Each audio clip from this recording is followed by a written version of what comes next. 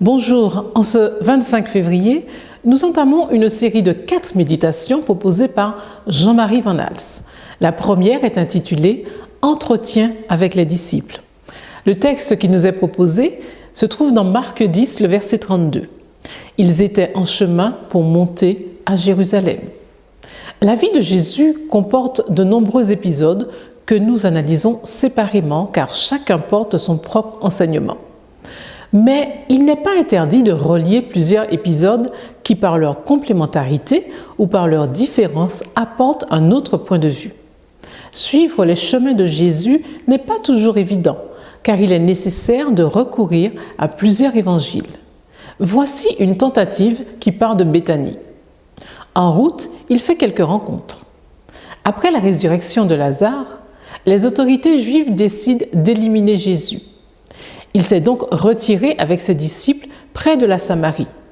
Quelques jours plus tard, le petit groupe se remet en route, sans doute par la vallée du Jourdain.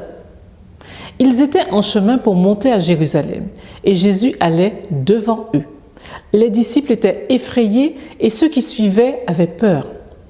Il prit encore les 12 auprès de lui et se mit à leur dire ce qui allait lui arriver. « Nous montons à Jérusalem.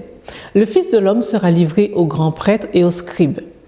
Ils le condamneront à mort, le livreront aux non-juifs, se moqueront de lui cracheront dessus, le fouetteront et le tueront. Et 3 jours après, il se relèvera. » Marc 10, les versets 32 à 34. Les disciples, déjà angoissés, ne comprennent pas ce message. Comme beaucoup d'autres influencés par les courants révolutionnaires, ils espèrent retrouver l'indépendance du pays.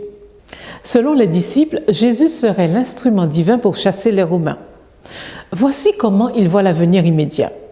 Les 2 fils de Zébédée, Jacques et Jean, viennent lui dire « Nous voulons que tu fasses pour nous ce que nous te demanderons. » Il leur dit « Que voulez-vous que je fasse pour vous ?»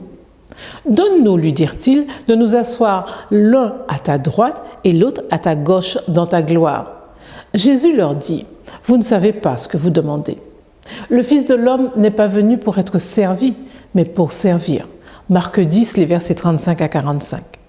Certains voudraient gommer le temps de l'épreuve, organiser le royaume de Dieu à leur façon et déjà régner et profiter des meilleures places. Quand les événements ne suivent pas leur programme, ils sont désemparés, angoissés. Le Christ sait où il va. Il marche devant. On peut le suivre avec confiance. Les prochaines rencontres sur cette route devraient encourager tous les disciples.